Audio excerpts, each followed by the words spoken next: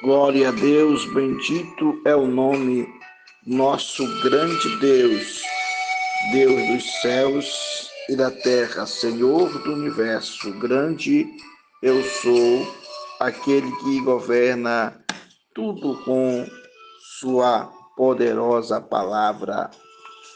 Nós estamos mais uma vez adorando a Deus, hoje, dia 1º de outubro de 2025. Nosso tema do mês repete-se o tema do mês de setembro pela necessidade de entendermos como Jesus é mencionado em cada livro da Bíblia. Nosso subtema hoje está no livro de Sofonias, as mensagens de Sofonias sobre um futuro em que o Senhor habitaria no meio do seu povo e traria paz e justiça enquanto o seu cumprimento messiânico em Jesus, o Emanuel que inaugura a era da salvação. Sofonias profecia contra a corrupção e o juízo de Deus. O livro de Sofonias é uma obra profética que denuncia a corrupção e anuncia a justiça, enquanto anuncia o juízo iminente de Deus sobre Judá e sobre as nações. Escrito pelo profeta Sofonias, cujo nome significa Deus esconde ou Deus protege. Este livro oferece uma visão sombria do estado espiritual e moral de Judá no século VII a.C. Bendito seja Deus. Nossos versículos de ouro diz assim: palavra do Senhor vinda a Sofonias, filho de Cuxi, filho de Gedalias, filho de Amarias, filho de Ezequias, no dia de Josias, filho de Amon, rei de Judá, inteiramente consumirei tudo sobre a face da terra, diz o Senhor. Sofonias, capítulo 1, verso 1 e 2. As verdades inquestionáveis também hoje estão com Sofonias 2, 3 e 3, 17. Buscai o Senhor, vós todos os mansos da terra, que pondes por obra o seu juízo. Buscai a justiça e buscai a mansidão, porventura sereis escondidos no dia da ira do Senhor. Também o Senhor teu Deus está no meio de ti, poderoso para te salvar. Ele se deleitará em ti com alegria, calar-se-á por seu amor, regozijar em ti com júbilo. Sofonias 3, 17. Bendito seja o nome do Senhor. Nosso destaque está em Sofonias 1, 9. Castigarei também naquele dia todos que saltam sobre o umbral, que enche de violência e engano a casa dos seus senhores. Sofonias 1, 9. Nossa leitura bíblica está em Sofonias, capítulo 1, que diz assim: e os que deixam de andar em seguimento do Senhor e os que não buscam o Senhor, nem pergunto por ele. Cala-te diante do Senhor, Jeová, porque o dia do Senhor está perto. Porque o Senhor preparou o sacrifício e santificou os seus convidados. E acontecerá que no dia do sacrifício do Senhor, hei de castigar os príncipes, os filhos do rei, e todos que se vestem de vestidura estranha. Castigarei também naquele dia todos aqueles que saltam sobre o umbral, que se enche de violência e engano a casa dos seus senhores.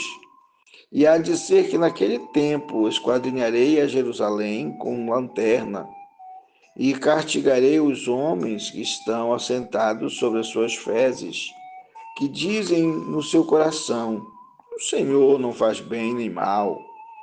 O dia do Senhor está perto, se apresse muito a voz do dia do Senhor, amargamente clamará.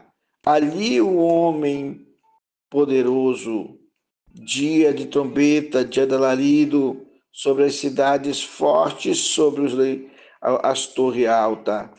Angustiarei os homens e eles andarão como cegos, porque pecaram contra o Senhor, e o seu sangue derramará como pó e a sua carne como esterco. Nem a sua prata, nem o seu ouro os poderá livrar no dia do furor do Senhor. Mas pelo fogo do zelo, toda esta terra será consumida, porque certamente fará de todos os moradores da terra uma destruição total. Bendito seja o nome do Senhor. É muito difícil quando notamos a gravidade do agir do Senhor. A gente às vezes acha que Deus, pelo fato de ser Deus bom, como muitos dizem, Deus é bonzinho, não é? Por acreditar que Deus é um Deus que é amoroso, misericordioso e que tolera todas as coisas, ele jamais seria capaz de fazer algo tão terrível contra alguém. Mas como nós vimos falando a respeito da atitude do Senhor em relação à vida humana, nós vemos falando de um Deus paciente, de um Deus que realmente tolera ou espera um tempo, de um Deus que evita se irar-se, um Deus que procura suportar até mesmo a sua ira, quando se trata de alguma coisa que vai além da sua capacidade de suportar a mentira, o engodo, a falsidade, a hipocrisia. Tem coisas que provocam a Deus, tem coisas que tiram Deus do sério. No sentido humano, falando, nós diríamos que faz com que Deus se sinta tão tocado, tão machucado, tão ferido, tão provocado, que ele realmente procura, de alguma forma, mostrar sua justiça independente. Então é necessário que sejamos capazes de entender que Deus não é brinquedo, que Deus não se deixa levar por nossa falsidade, por nossa falsa adoração, porque a gente muitas vezes age como covarde. A gente provoca alguém, vê que aquele alguém não deveria estar sendo provocado, porque nós não deveríamos, mas mesmo assim a gente acha uma certa maneira engraçada de ver alguém se irritar, de ver alguém se sentir provocado. Só que quando se trata de Deus, irritar o grande Senhor é mexer de uma forma tão profunda com a existência de alguém que nós desconhecemos a sua bravura, a sua integridade, seu poderio, seu domínio e também de desconhecermos a gravidade de seus atos. Então temos que ter muito cuidado. As mensagens de Sofonias precisam ser relembradas com cuidado. A data da escrita do livro de Sofonias, aproximadamente entre 640 a 620 a.C., durante o reinado do rei Josias de Judá. Este período foi marcado por instabilidade política, idolatria e injustiça social. À medida que o povo se afastava cada vez mais de Deus e se entregava à adoração de ídolos. Para compreender as mensagens de Sofonias, é crucial conhecer o contexto histórico de aproximadamente 135 anos entre a tomada de Samaria, foi em 722 a.C., marcando o fim do reinado de Israel e a destruição de Jerusalém em 587 a.C., levando ao exílio babilônico Judá. Durante este período, a sorte de Judá flutuou de acordo com a índole de seus reis. Com os reinados piedosos de Zedequias, Josias, sendo notáveis por suas intensas reformas espirituais, Sofonias profetizou sobre o reinado de Josias antes de suas reformas religiosas serem implementadas. É imaginar, né, que Deus não aceita, não tolera a maldade dos homens. Que Deus não aceita que coloque outro no seu lugar. Se é algo que fere muito Deus, é quando nós substituímos Deus por qualquer outra coisa. Não importa que seja pai, mãe, seja um amigo, seja a pessoa que você amou ou ama, nada pode substituir Deus no seu coração ou no meu coração. Deus merece o primeiro lugar todos os dias da nossa vida. Merece ser adorado, glorificado, exaltado, bendito. Merece que a gente entenda que Ele é o nosso dono, nosso Rei, nosso Deus, nosso Senhor. Não substituamos Deus por nada e nem devemos Deus como se fosse um brinquedo, porque eu posso mudar as coisas de lugar, mas não posso mudar Deus do seu lugar. Deus está eternamente no seu trono, assentado, dominador. Claro que a gente imagina Deus assentado, porque a gente acredita que alguém sentado num trono, ele pode tomar todas as decisões. Mas a gente não sabe como Deus anda no universo, como Deus vigia todos os nossos passos, como Deus acompanha nossos atos, nossos pensamentos, nossas atitudes, nossas palavras, como Deus olha com quem sou e quem você é. A despeito da devoção final de Ezequias, ele questionou o anúncio de sua morte iminente, desejando mais tempo de vida. Deus atendeu a esse pedido, estendendo a sua vida por mais 15 anos, durante os quais Ezequias teve um filho chamado Manassés, cujo reinado de 55 anos viu um retorno à idolatria e ao espiritismo, marcando um período de apostasia profunda. Manassés foi responsável por introduzir práticas pagãs e abomináveis, incluindo sacrifícios humanos ao deus Moloque e um ato de chocaria qualquer.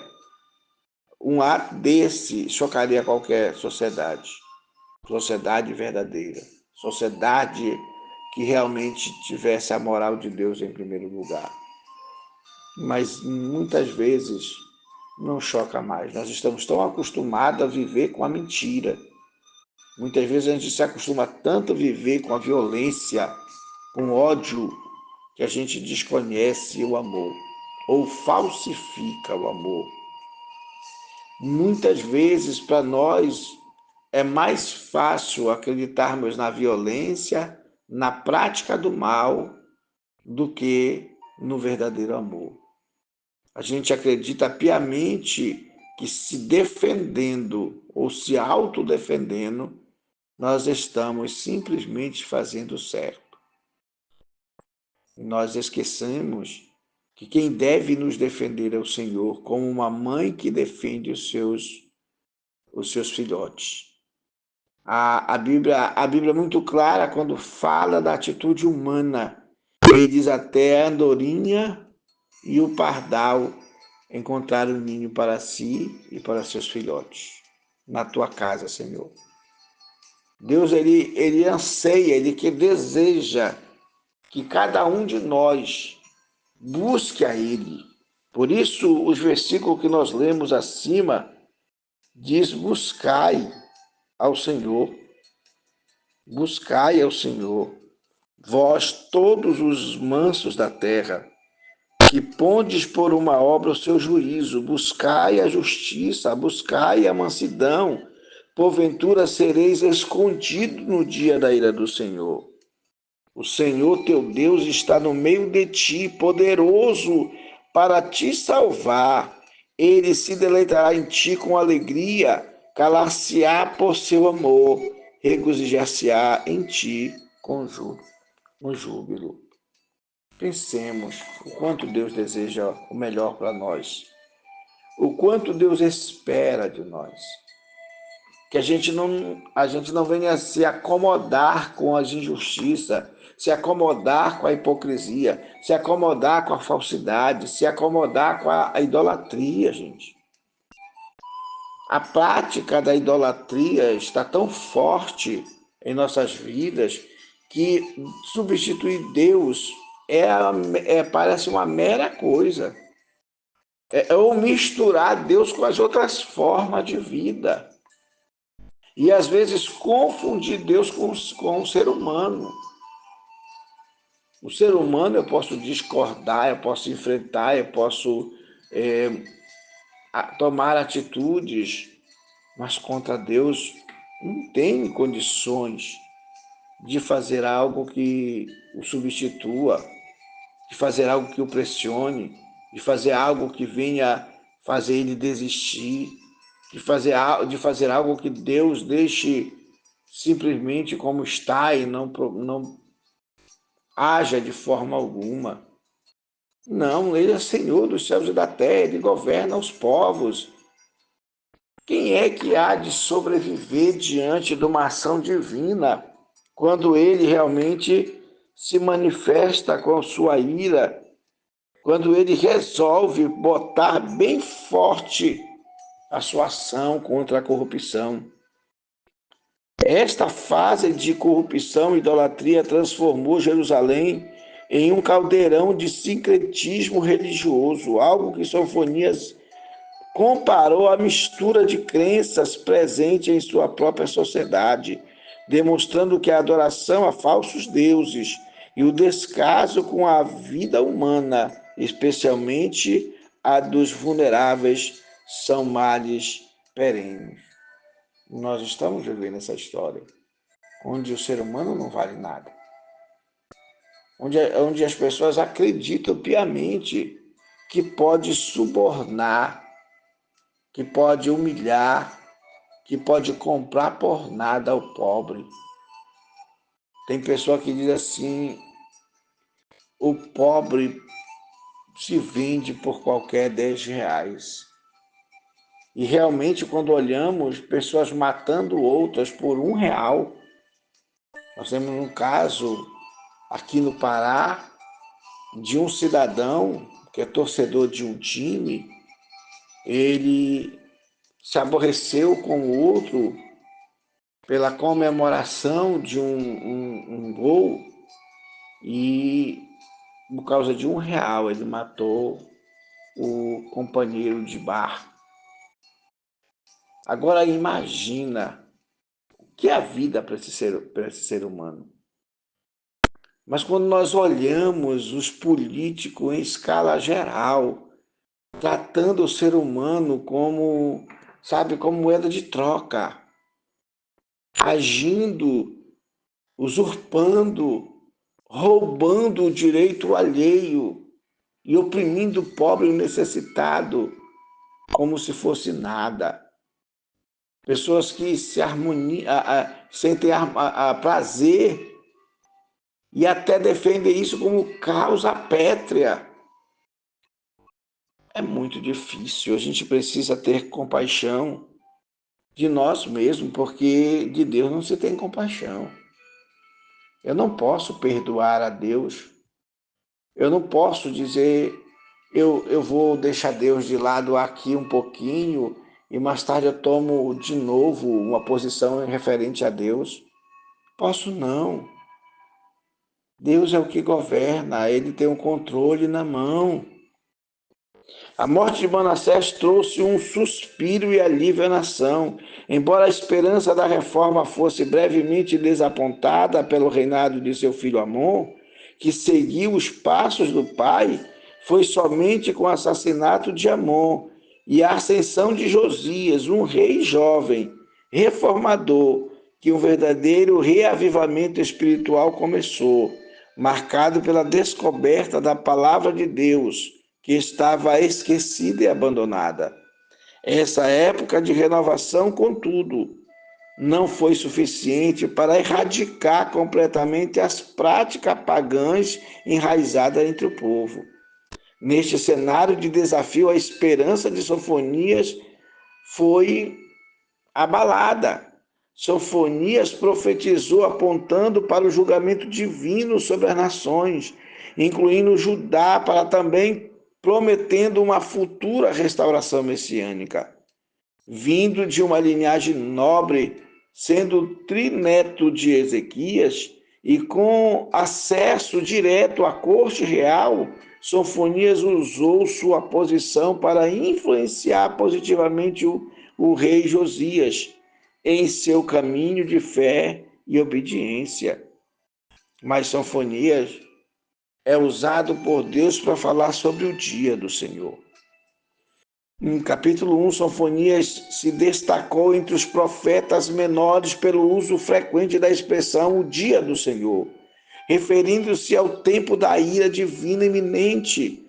Ele previu uma catástrofe total, não apenas algo pequeno para a humanidade. Não, ele viu algo que ia minar a toda a criação, como realmente o Senhor vai tratar todas as nações no juízo das nações.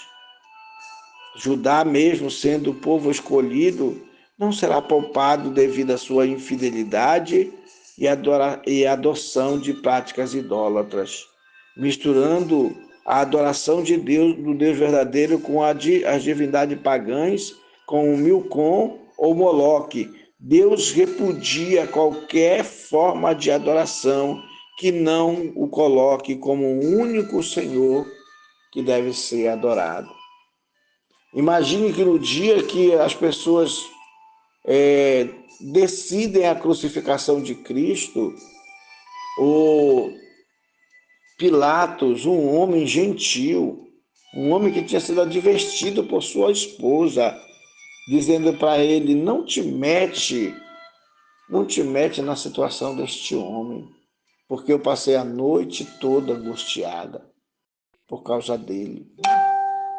E Pilatos, tendo buscado julgar Jesus, analisar todas as calúnias que vieram para ele, todas as acusações, chegou à conclusão que aquela atitude dos falsos que o entregaram nas suas mãos, dos sacerdotes, do sumo sacerdote e de todos os principais do povo, era apenas inveja por Jesus ser o que ele era, ou o que ele pronunciava que era o rei dos judeus. Jesus era um profeta diferente, Jesus era alguém diferente, que quando falava ousadamente, com autoridade. Jesus andava diferente, ele não se misturava com a avareza, com a hipocrisia, ele não praticava a idolatria. Jesus era um profeta que mostrava sua índole na prudência, na fidelidade e na honradez. Isso incomodava. Além de que Jesus fazia milagres e maravilhas que nunca tinha sido feito em toda a existência de Israel. Jesus incomodava, sim, porque ele era o Cristo. E Sofonias, no seu tempo, incomodou demais, porque falou sobre o dia do Senhor, falou que Deus não pouparia ninguém, mas viria de maneira tremenda e com autoridade para desfazer todas as obras da carne, todas as obras da maldade, todas as obras de inveja, de imprudência, de desonestidade humana. O profeta também advertiu sobre as consequências para os líderes descendentes de Manassés, por seus atos de violência, no versículo 9 do capítulo 1. Enfatiza que o juízo divino iniciaria em Jerusalém antes de se estender aos gentios. Esse aspecto reflete a visão de Deus e o juízo de Deus no universo, contrariando a crença errônea de alguns habitantes de Jerusalém de que Deus é indiferente às nações humanas. no capítulo 1, verso 12, as consequências da desobediência seriam duras, incluindo o saque de bens e a devastação das casas das pessoas. Deus não se leva pelo ouro nem pela prata. O ouro e a prata não podem comprar a salvação humana. O ouro e a prata não podem fazer Deus voltar atrás. Deus não se deixa comprar. Deus não se deixa vencer do mal. Mas o Senhor é aquele que vence o mal com autoridade e com poderio. Então, não é porque eu tenho uma certa crença de que eu sirvo a Deus, eu amo a Deus, eu sou desde criança, já nasci nessa religião e eu faço tudo que essa religião me ensina a fazer, que eu estou certo, porque a Bíblia diz que chegou um certo religioso jovem com Jesus e disse: Senhor, o que eu posso fazer para ter a vida eterna? O Senhor disse para ele: cumpre os mandamentos. Ele disse: isso eu faço desde a minha eternidade. Jesus disse: se tu queres ser perfeito, pega tudo que tu tens, vende, dá aos pobres, vem, segue-me e terás um tesouro no céu. E a Bíblia diz que aquele jovem entristecido por causa dos seus bens, virou as costas e foi embora. E Jesus disse: quão difícil é para uma pessoa rica entrar no reino dos céus. E os discípulos disseram: então quem poderá se salvar? Jesus disse: aquilo que é impossível para os homens é possível para Deus. Porque Deus, diferente de nós, Ele sabe quem busca Ele com sinceridade. Ele sabe quem se aproxima dEle com verdade. Ele sabe quem somos nós. Eu me lembro que quando eu era pequeno, minha avó me ensinava. No dia da Semana Santa, a gente não podia andar na casa, não podia correr, não podia sorrir alto, nada disso. Mas o que é que ela fazia se a gente fizesse isso de quinta-feira em diante, fizesse qualquer tipo de coisa dessa natureza? Ela guardava, e quando chegasse no sábado de manhã, ela pegava a gente e dava uma coça. Ou seja, ela guardava 3 dias de ira, ou 2 dias de ira, para manifestar-se no sábado da aleluia. E em vez de aleluia para Deus, era ferida para os seus filhos. E muitos têm sido assim, guardam dias, mas depois daquele dia, continuam suas maldades. Mas eu fazer aquilo em nome da santidade de Deus, em nome de uma crença.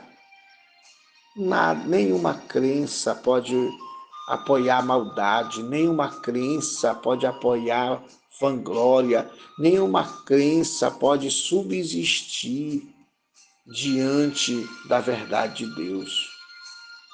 Porque Deus, ele não quer que a gente viva apenas por viver. Ele quer o nosso caráter, ele quer a nossa fidelidade, ele quer a nossa paz, mas ele quer também a nossa humildade para nos arrependermos do mal quando tivermos que praticar ou quando formos levados à prática. O arrependimento é o único meio pelo qual o homem pode agradar a Deus. As cidades filisteias como Gaza, Ascalon, Asdod seriam destruídas, com as terras sendo herdadas pelos remanescentes de Judá. Moabe e Amon, adversários históricos de Judá, enfrentariam destinos similares aos de Sodoma e de Gomorra, está no capítulo 2, verso 9. O alcance do julgamento divino seria global, do sul do Egito, representando aqui como a Etiópia ou ao moderno Sudão, ao norte da Síria, cuja capital, Nínive, se tornaria uma ruína desolada e um predito cumprido com a queda da cidade em 602 a.C. Aquilo que Deus tinha livrado Nínive nos anos 700, nos anos 612, Deus levou aquela cidade à ruína, porque aquela cidade foi impenitente.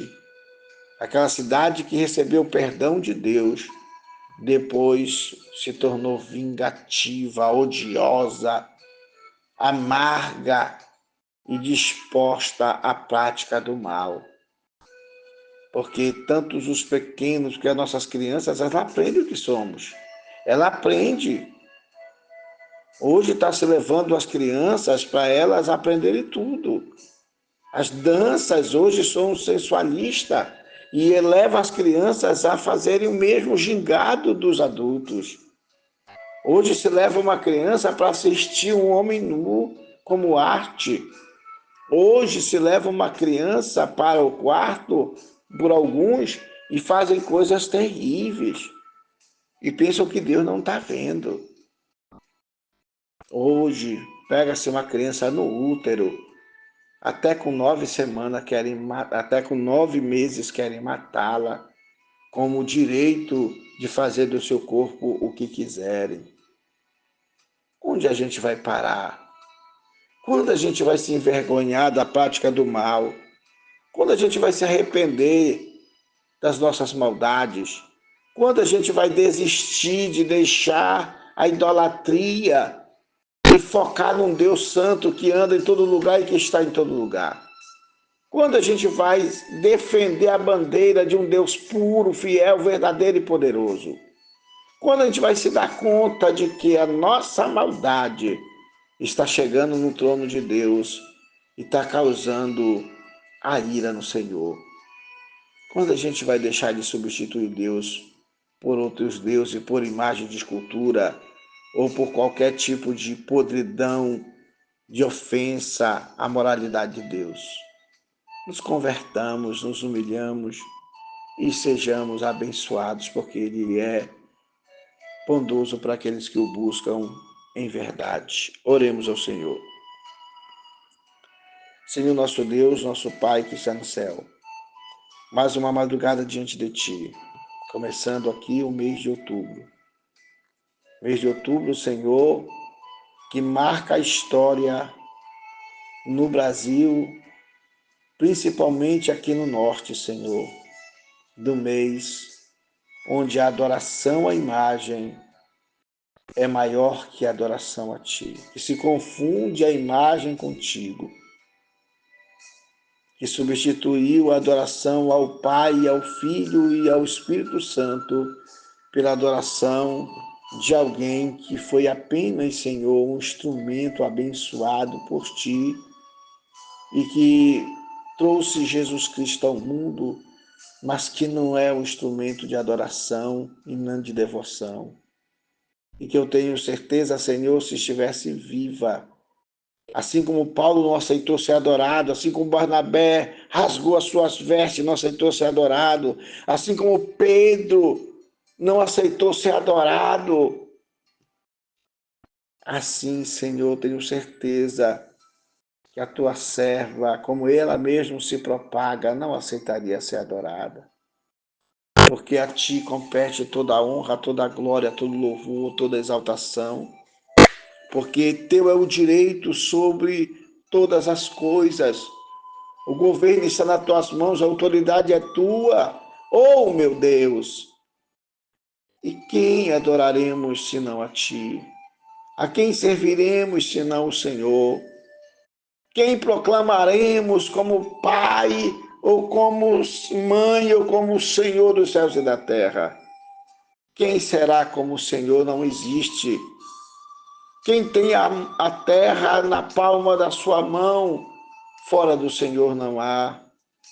O Senhor não só é o Senhor dos céus e da terra, mas como o dono por posse, o dono por criar, o dono por ser o oleiro, o dono por ser o criador, o dono por ser o governante, o dono por ser Rei dos reis e Senhor dos senhores, o dono por ser Deus único, fiel e verdadeiro.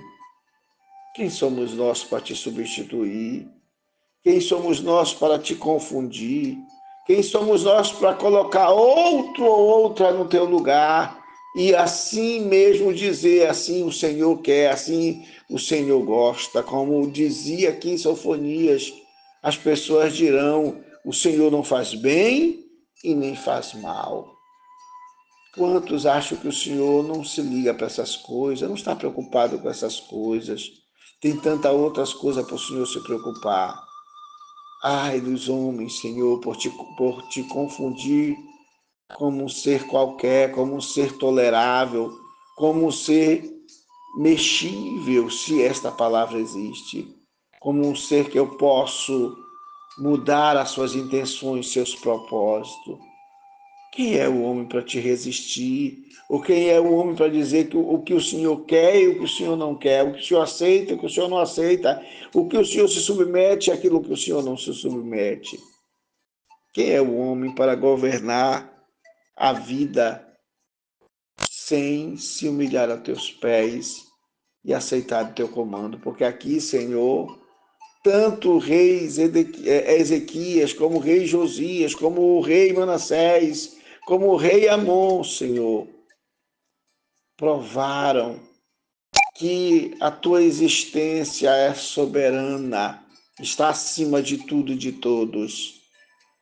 Ezequias já teve a chance de poder ter mais 15 anos, porque se humilhou a teus pés, mas permitiu com que o seu filho se transformasse na pior peste de governo, Senhor. E quantos de nós temos apoiado nossos filhos, apoiado os erros das pessoas, permitido com que políticos de estimação se transformem em alguém que nós aceitamos qualquer coisa vindo da boca deles, Senhor.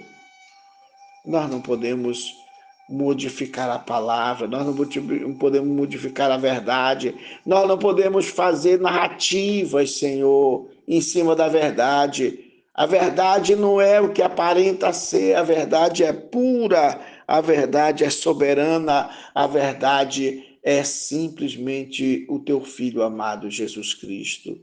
Ele era o verbo que estava no início contigo e ele é o verbo que está conosco. Ele é a palavra que estava no passado, mas ele é a palavra que se faz presente, a palavra que permanece para sempre. Por isso, Pai, em nome de Jesus, aqueles que te buscam hão de te achar, aqueles que se humilham hão de exaltar um Deus soberano, aqueles que dependem de ti hão de glorificar teu santo nome, hão de se converter aos teus pés, se arrepender dos seus pecados, hão de encontrar a felicidade, Senhor. Abençoa fortemente, cura, sara, faz um grande reboliço na vida daquele que te clama, que te busca e que te pede por auxílio. Ajuda meu irmão, minha irmã, meu amigo, minha amiga. Ajuda meus filhos a ter encontro mais perfeito contigo. Ajuda a minha pessoa também a me humilhar a teus pés, a me converter de qualquer caminho errôneo. Assim, Pai, entrego a minha vida nas tuas mãos e te apresento a minha adoração e te glorifico em nome de Jesus, nosso Senhor, para a glória de Deus Pai.